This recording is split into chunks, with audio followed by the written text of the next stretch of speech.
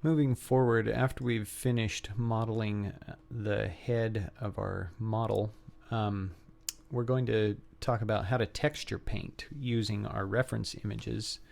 So we're basically going to use the photographs that we were modeling from as textures for the head.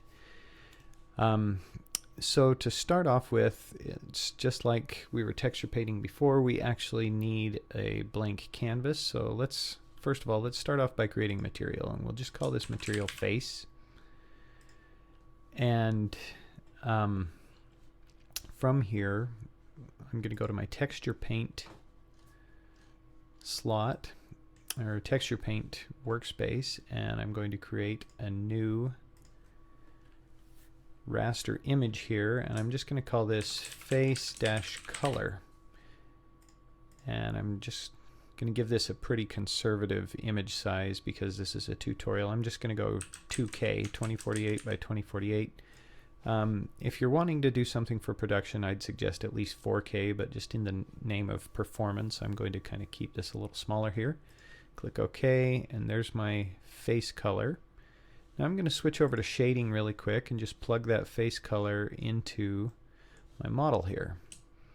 So Shift A, we'll go to our textures and pick an image texture, plug color into color, and basically over here I already have my face color already as an option there. You can also see that I've got my two photographs that I was using as my references there as options. That'll become important a little later, but we're not going to use them as textures just by themselves. We're going to use them to paint with. So let's go back to texture painting. You can see now that we are in material mode to texture paint, and it has that face color image selected. If I were to just start painting here, I actually have a little bit of a problem, and that's because I forgot a step. So let's undo this. I forgot to unwrap the face. So we've got to do some UV unwrapping here, and basically the best way I think to think of UV unwrapping is just how would you cut this object. This is kind of gruesome when you're thinking about a face, but how would you cut this object to make it lie flat on the ground? So right away, things that go really concave like nostrils are probably, they need to be isolated by themselves. So I'm going to select both of those and Ctrl E and mark a seam, or I can always go to my edge menu. I'm going to select the inside of the mouth and do the same thing, Ctrl E, mark a seam, and I'm just alt clicking to select these loops. I'm going to do the same thing to just the inside of the eyelids.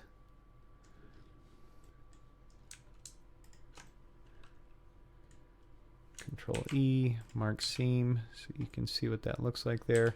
And I also kind of like to isolate the ear. The ear is such a complicated shape that I like to just sort of leave it out on its own.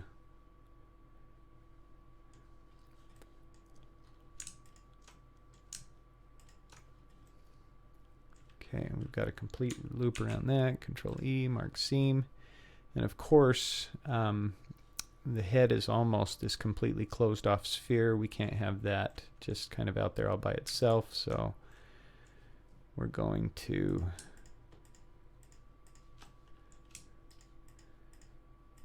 cut that right in half here. Ctrl E and mark seam. And I'm going to want these seams to form complete. I want them to completely kind of wall off the rest of the portions of the face from each other. Mark seam.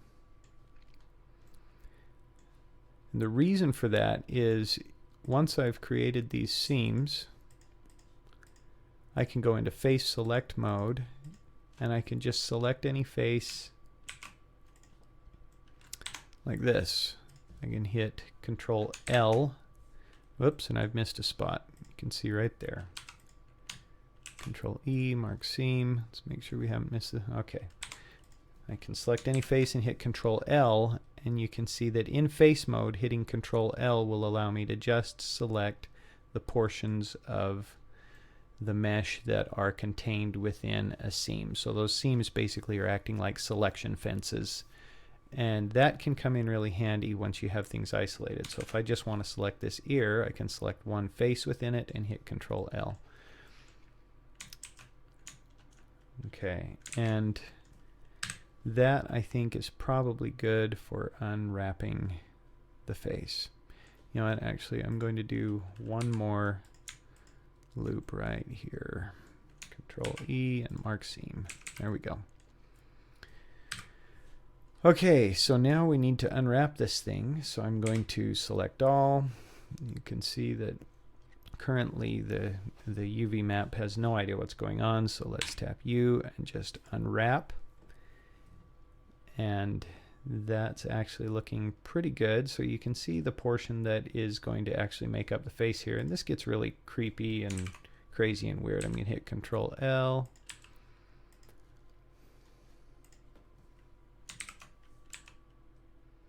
And you know, I thought I had my screencast keys on here. Let me... I do. That's weird. I don't see them coming up really, but... Alright, we're just going to keep going on. I'll try to narrate what I'm doing. So I'm going to get some of these things that aren't going to be as important out of the way. That's obviously an ear. It's going to need some resolution, so I'm going to give it some space, but not an awful lot. Here's the other ear. Scale that up. These right here will probably be the insides of eyelids. They don't need a lot of space. This will be the front of the neck. I can tell because of this little set of poles here. It corresponds to this here. So that'll need some room, but not a huge amount. This will be the back of the head. And we really don't need a lot of room for that at all, because eventually that'll all be covered by hair. This is probably the inside of the mouth. Doesn't need a lot of room because it's not even going to be part of this material probably. Okay, and that brings us to the face, which needs the most room. And I kind of want to get this face symmetrical, and it's pretty even, but it's at a little bit of a tilt. So what I'm going to do is just Alt-click and select this very middle loop right down the middle, and I'm going to straighten that out perfectly by scaling it in X, SX0. Whoops, and I've got my proportional editing on, so SX0, and that straightens it out. And what that allows me to do now is I can go to my UVs menu and I can click on pin. I can pin those in place, and basically that allows me to come over here and I can just select the face with Ctrl+L, because like I say, we've fenced it off, and I can unwrap the face again, and it will unwrap around these pinned vertices so that it's more symmetrical and straight. So tap U and unwrap, and the whole thing straightens out a little bit there, and that allows me to kind of give it a lot more room so that it has some serious resolution here. Okay, and with that unwrapped, we're ready to go back to our texture painting, and you can see now that painting actually does take an effect. We're currently symmetrical, and our symmetry options are on. So here under our tool options, you can see we're set to mirror X. We're going to have to turn that off for now, but we'll come back and use it again. Okay, and we are ready to start painting the actual skin onto this face. So what I need to do now is I need to create a texture for my paintbrush. I'm going to click on New, and I'm going to give this texture name. I'm going to call this Face-Front. Then I'm going to go over here to my, in this tab, to my texture options, and it wants to know what image or movie do you want for your texture or face-front texture. So I'm going to just pull down this browse option for already loaded images and pick the front texture, the front view of my model. And then the last thing here, you can see this mapping is set to tiled, and I'm going to set that to stencil. What that does now, if I mouse over here in this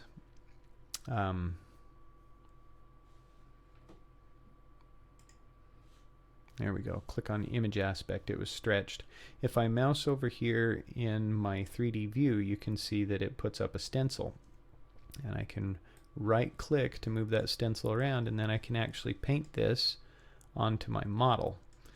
Now that's not a very useful painting right there, because obviously that's not how the face goes. So what I'm going to do here is I'm going to get a nice big view of the face here, pretty complete, and then I can right click and move the picture around, and then I can shift right click to scale it. And if I really want to rotate it, that's Control right click, but since I actually modeled off of this image as it's currently rotated, I don't really want to rotate it. Then I'm just going to come in here and try to line things up as best I can until I'm ready to start painting things in. And this is just from one view, obviously, so I'm not going to get this really perfectly here. You know, I'm going to get some really weird paint streaks on the sides, and it's not going to work perfectly. But this will get me a lot of the detail that I want for the front. So now that I've got that lined up, I'm just going to start painting. And you can see exactly what that does here.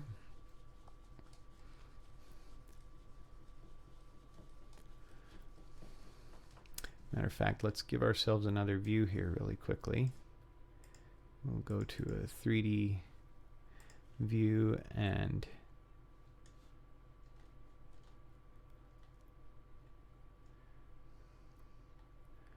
this will allow us to kind of look around without messing up our stencil placement. So you can see that that's actually pretty good, and I'm going to close that window back out.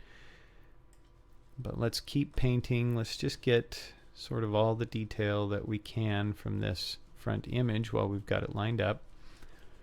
Paint in some detail on the neck, the clavicle.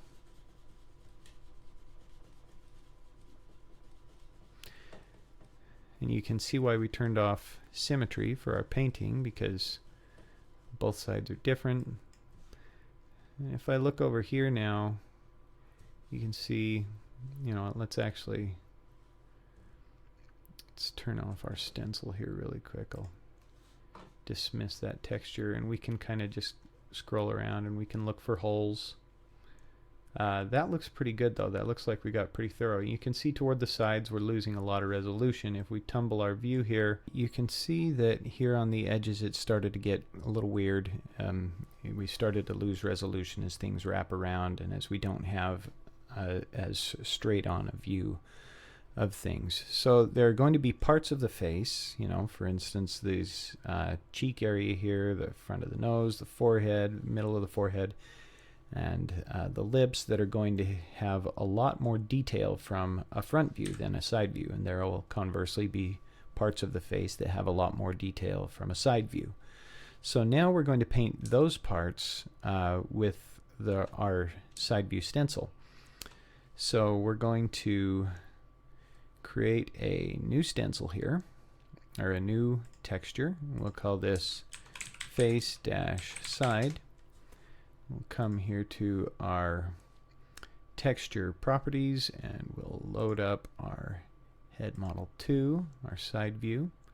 We'll come back to our texture painting tools, and before we get started here, it's very important that I come down here to my symmetry settings and I turn X mirroring back on, because that's going to give me both sides of the face, and I'm only working from one side here. So I'll scale this and move it around until we get it pretty well lined up where we want.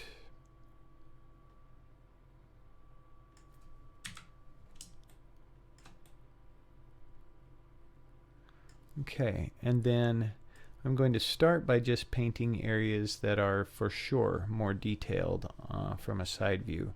And the hair area doesn't matter so much, it'll eventually all be covered with hair. And you know, I'm actually going to undo that. I'm going to kind of leave the ear area alone for now, because you can see it's a little misaligned. Our model had some head tilt going when these photographs were taken, so the ears don't line up from a front to a side view. And that's okay. Boy, I feel like this stencil can line up a lot better. There we go. That's a little better.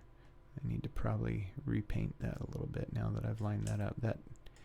That neck ended up being a bit of a giveaway that it wasn't quite lined up properly. So let's repaint what we just painted.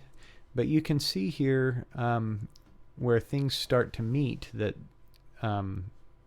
the lighting changed a little bit. That we've got a little bit of a different set of shadows that we need to reconcile. So we don't want a big dark line on our model. So what I'm going to do is turn the strength down on my brush and just kind of come in here and brush these boundaries gently so that there's more of a gentle transition between the two images that we're painting from.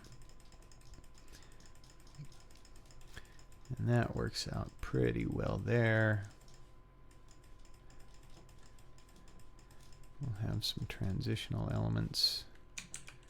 Actually, I'm really trying to avoid painting anything that would go onto the front, or that would be better sourced from the front of our reference images. Okay, now to deal with the ear, I'm going to zoom way in, I'm going to turn the strength way up, and I'm just going to bring our ear reference in here and line it up all by itself so that we can just kind of get that ear going.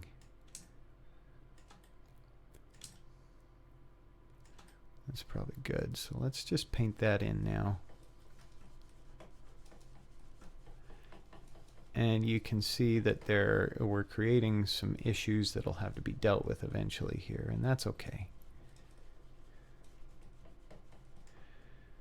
So let's line up just some generic kind of a spot of skin for underneath the ear. You might remember when we first lined this up, we actually had pieces of ear coming in down here on the neck, pictures of ear. We don't want that. So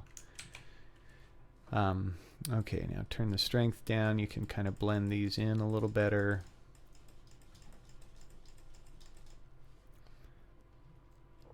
All right.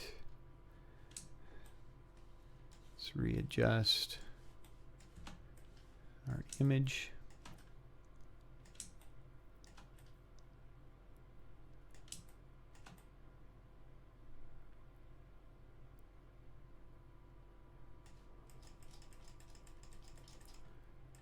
Okay, and I think I accidentally painted in some ear. All right, so that's actually looking pretty good for a start. There's some obvious areas where we have some obvious issues.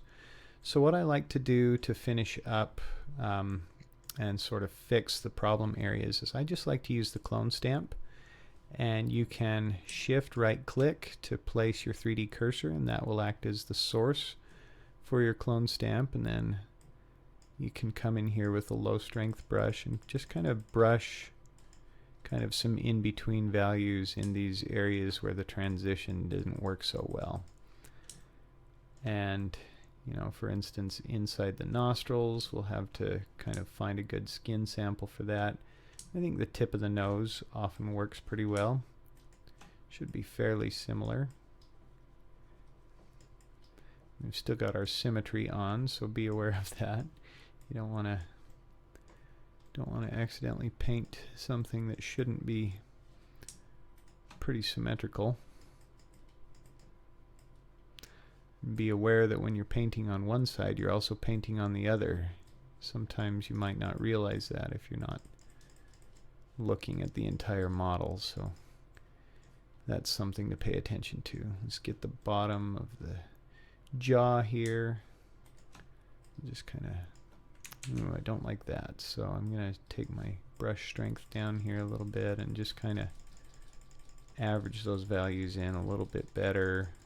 It's not perfect, but that's better than it was. Yeah, that's probably good.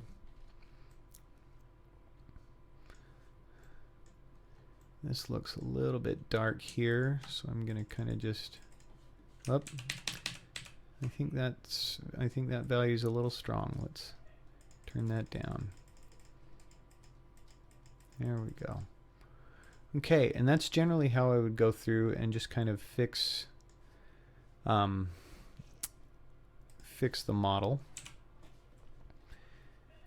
And let's briefly just turn off the wireframe in our viewport display, and you can see that that's actually a pretty good start on a texture. So one thing you've got to do before you finish up is this little asterisk next to the image menu here over just above this completely horrifying image that we've created.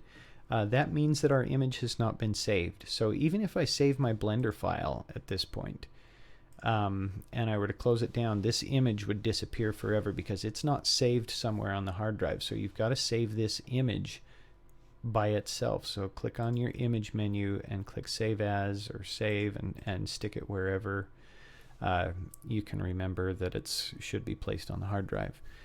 So that's a basic intro to texture painting. I hope that's helpful, and have a great day.